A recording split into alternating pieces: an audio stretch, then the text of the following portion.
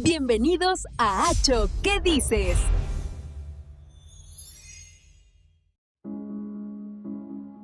Imagina esto, un vino con más de 2000 años de historia. Un vino que viajaba en ánforas para abastecer, ojo, al mismísimo Imperio Romano, que luego fue elogiado por viajeros ilustrados, y que de repente, de un día para otro, pues desaparece, casi por completo. Y que ahora, de las formas más insospechadas que te puedas imaginar, intenta resurgir. Es una historia de resiliencia, increíble. Exacto. Hoy nos vamos a sumergir en la historia del vino del campo de Cartagena en Murcia. Es un viaje, de verdad, a través de su auge, su caída dramática y su actual y muy frágil renacimiento. Sí. Para entender todo esto, hemos estado buceando en un montón de documentos históricos, artículos, pliegos técnicos, y todo junto cuentan a una auténtica epopeya. Totalmente. La misión es descubrir qué hizo tan especial a este vino, qué lo llevó al borde de la extinción y, sobre todo, qué futuro le puede esperar. Y lo fascinante aquí, que yo creo que es el eje de todo, es que esta historia es un microcosmos perfecto. ¿En qué sentido? En el de cómo factores muy locales, como el auge de la minería, y eventos globales, como una plaga que arrasa viñedos en Francia, pueden construir y destruir por completo la economía de toda una comarca. La historia de este vino es en realidad la historia del propio campo de Cartagena. Pues vamos a tirar de ese hilo entonces, empezando por el principio de todo. Y para eso hay que viajar muy, muy atrás en el tiempo. Mucho. Siglo VI antes de Cristo. Son los fenicios y luego los cartagineses quienes traen la vida a la zona. Con la fundación de Cart Adasht, la actual Cartagena, en el 227 a.C., no solo llega gente, llega todo el conocimiento agrícola púnico. Y un conocimiento, muy avanzado para la época. Hay textos, como los del escritor púnico Magón, que ya detallaban técnicas muy sofisticadas. ¿Por ejemplo? Pues, por ejemplo, recomendaba plantar las vides en las laderas norte de las colinas. Hoy nos parece lógico para protegerlas del solazo del Mediterráneo, pero estamos hablando de hace más de 2000 años. Claro. Eso demuestra que no era una agricultura de subsistencia, ya estaban buscando la calidad. Y vaya si la encontraron. Supongo que esa calidad les abrió las puertas del mercado más importante del mundo en aquel momento, Roma. Totalmente. Y de eso tenemos la prueba definitiva. Una prueba física, monumental, de la importancia que tuvo este vino. Y lo curioso es que no está en Cartagena, sino en el corazón de Roma. Se llama el Monte Testaccio. Me suena el nombre. ¿No es una de las 7 colinas de Roma? No, y eso es lo más increíble de todo. No es una colina natural, es una colina artificial. ¿Cómo? Sí, mide 35 metros de altura y está formada enteramente por los fragmentos de millones de ánforas rotas, de aceite, de vino. Era el vertedero oficial del imperio, por así decirlo. ¡Qué bueno! Y los arqueólogos han descubierto que muchísimas de esas ánforas, identificadas por sus sellos, venían de Cartagonova, de Cartagena. Espera un momento. ¿Me estás diciendo que hay una colina artificial en Roma, hecha en parte con los restos de las botellas de vino de Cartagena de hace casi 2000 años? Eso mismo. Es alucinante. Es una prueba física, un monumento involuntario a su importancia. Exacto. Demuestra que en el siglo II después de Cristo, el puerto de Cartagena no era un punto cualquiera en el mapa comercial, era una base logística clave para la exportación de vino al centro mismo del imperio. Increíble pensar en esas ánforas llegando a Roma.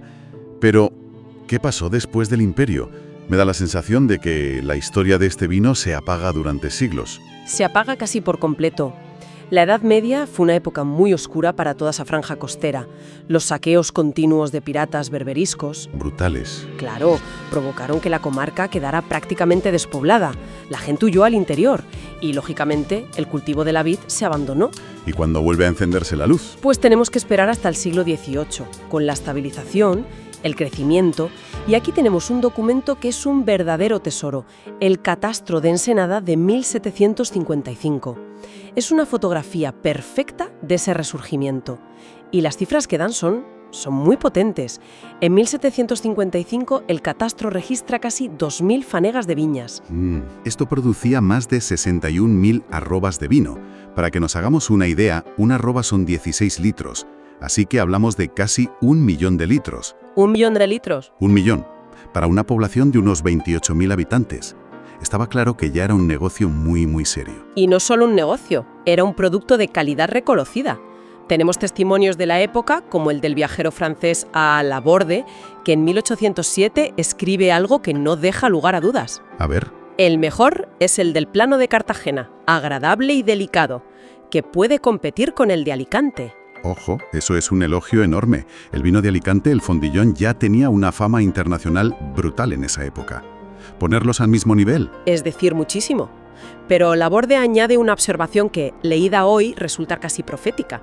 Apunta que el vino de Cartagena, aunque bueno, es aún poco conocido en el extranjero. Estaba viendo el potencial que tenía. Sin él saberlo, estaba intuyendo un potencial que estaba a punto de estallar de una forma que nadie podría haber imaginado. Y vaya si estalló.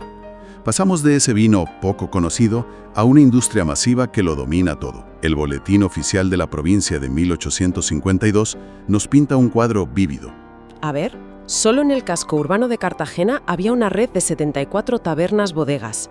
Y un dato que me encanta, 19 de ellas, casi una de cada 4, regentadas por mujeres. Qué bueno.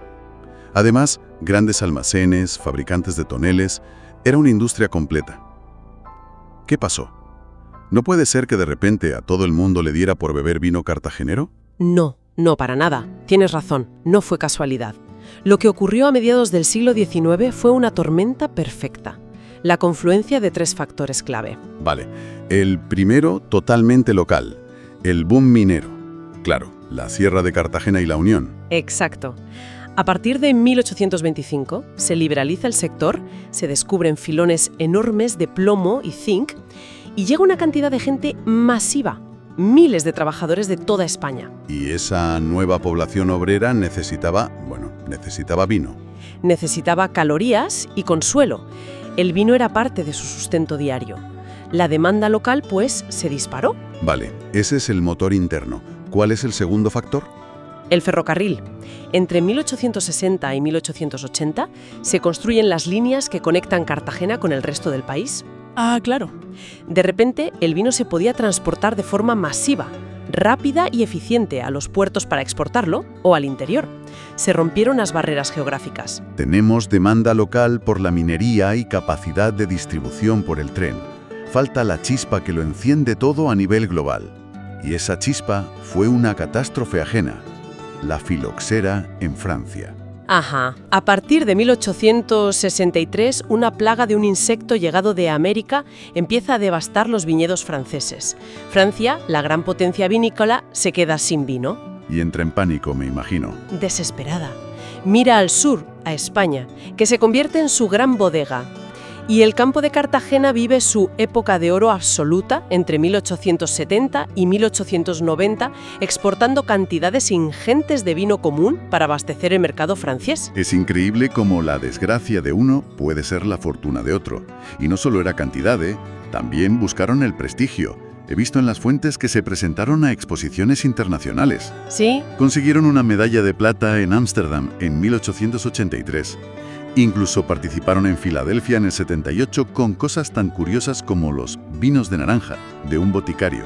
Estaban en la cima del mundo, pero justo ahí, en la cúspide de su gloria, llegó la catástrofe. Uf. Y con una ironía terrible. El mismo insecto que les había enriquecido, la filoxera, cruzó los Pirineos y llegó a España.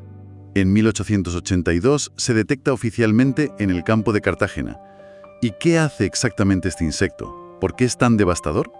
Es un pulgón diminuto que ataca a las raíces de las vides europeas.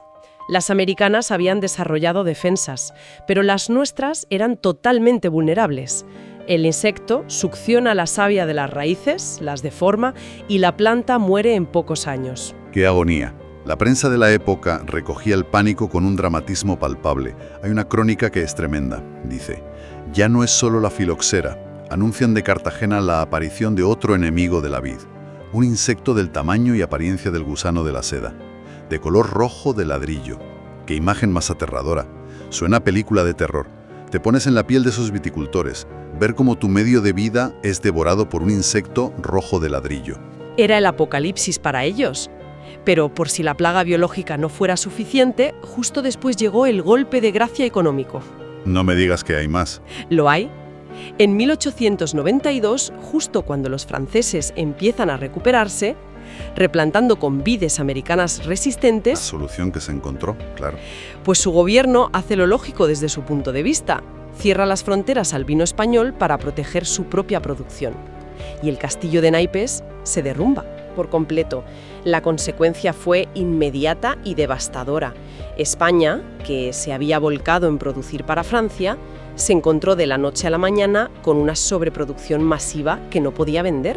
Y los precios por los suelos. Se desplomaron y todo el sector del campo de Cartagena, que dependía casi en exclusiva de esa exportación, entró en una crisis total y absoluta. Así que el siglo XX empieza con el peor panorama posible. ¿Cómo fue esa lenta decadencia? Porque no desapareció de un día para otro. No, fue un declive largo y lento. Hubo intentos de recuperación, claro. Un cartagenero, Diego González Martínez, vio el negocio y empezó a vender vides americanas resistentes para replantar.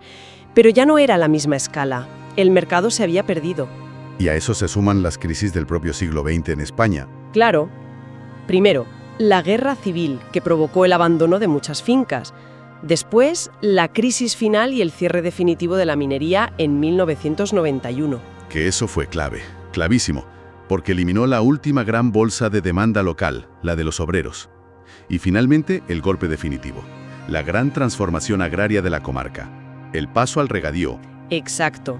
El viñedo tradicional de secano fue sustituido masivamente por cultivos de regadío intensivo, como hortalizas, que eran infinitamente más rentables, Y la producción de vino quedó relegada a algo casi testimonial. a pequeños reductos familiares, al borde de la extinción total.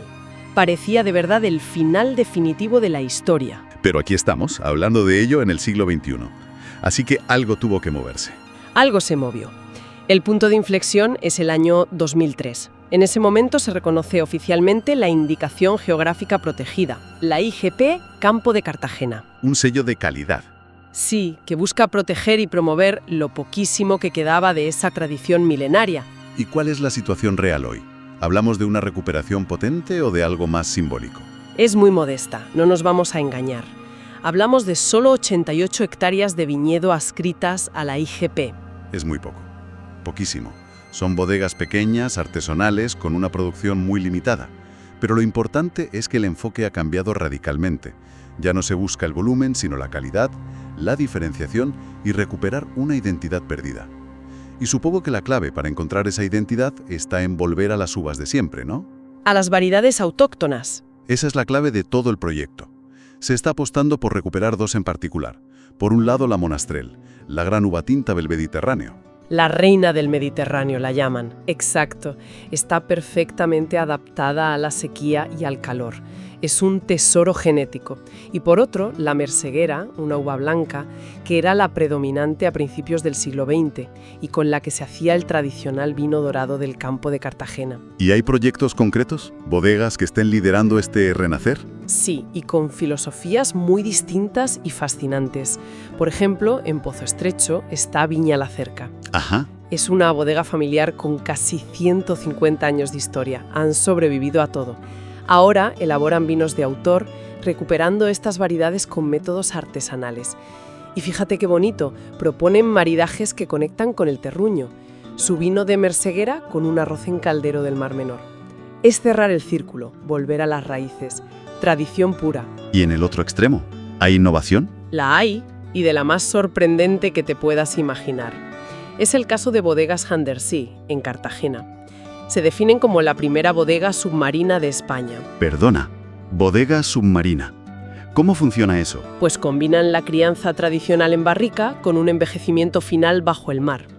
Sumergen las botellas en jaulas especiales en el Mediterráneo a cierta profundidad, durante al menos 180 días. Alucinante. Afirman que las condiciones constantes de presión, temperatura y la ausencia total de luz y ruido le dan al vino una evolución completamente diferente. Es una idea increíble.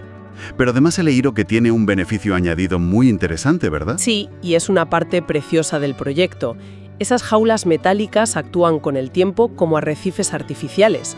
El ecosistema marino las coloniza creando un refugio para la fauna y flora local, o sea, fomentan la biodiversidad marina. Es una combinación espectacular. Recuperación de la tradición, innovación puntera y sostenibilidad. Exacto. Así que hemos completado el círculo. Un viaje increíble desde las ánforas romanas que acabaron formando una colina en Roma, hasta las botellas que hoy envejecen bajo el mar Mediterráneo mientras ayudan a regenerar la vida marina. Es una historia de auge, caída y sobre todo de una resiliencia asombrosa. Y esa historia de resiliencia conecta directamente con el presente más inmediato. Fija que en 2024 se han puesto en marcha en la comarca varios proyectos piloto de agricultura regenerativa. Ajá. Y el objetivo es recuperar cultivos de secano tradicionales como el almendro, el olivo y, por supuesto, la vid. O sea, que esto ya no es solo una cuestión de patrimonio o de romanticismo. Para nada. Es una estrategia muy pragmática. Se buscan alternativas a la agricultura intensiva de regadío en un contexto de sequía cada vez más severo. Esas vides antiguas, como la monastrell, son expertas en sobrevivir con muy poca agua. Son el futuro. Lo que nos deja con una pregunta final para la reflexión, una idea que se queda flotando después de conocer toda esta historia. Este tímido renacer del vino del campo de Cartagena, con su apuesta por variedades autóctonas resistentes a la sequía, ¿es simplemente un acto de nostalgia para preservar un patrimonio que casi perdimos? ¿O podría ser en realidad un modelo pionero? Exacto, una respuesta inteligente para el futuro de la agricultura en un Mediterráneo cada vez más árido. Dicho de otro modo, es mirar al pasado, a esas técnicas y variedades que sobrevivieron durante siglos, la mejor forma de encontrar el camino hacia un futuro más sostenible.